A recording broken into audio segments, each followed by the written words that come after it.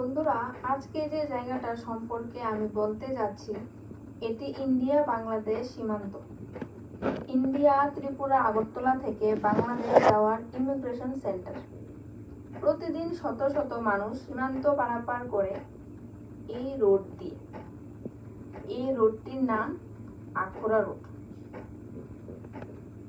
Agartala main শহরতলি থেকে এই বাংলাদেশ সীমান্ত মাত্র 2 থেকে 3 কিলোমিটার দূরত্ব। এখানে আসার জন্য বিভিন্ন অটো, রিক্সা, ইলেকট্রিক রিক্সা পেয়ে যাবেন 40 থেকে 50 টাকা ভাড়ার মধ্যে। তাছাড়া কেউ চাইলে অটো রিজার্ভ নিয়েও আসতে পারবেন।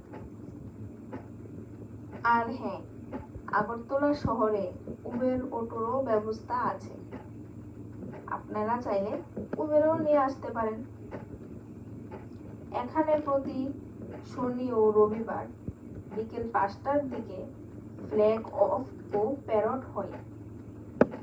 এই ফ্ল্যাগ অফ যারা যারা এখনো দেখেননি, একবার হলেও এসে দেখে যাবেন। কারো যদি এই বিষয়ে কিছু জানতে হয় তাহলে কমেন্ট করবেন অবশ্যই। ধন্যবাদ।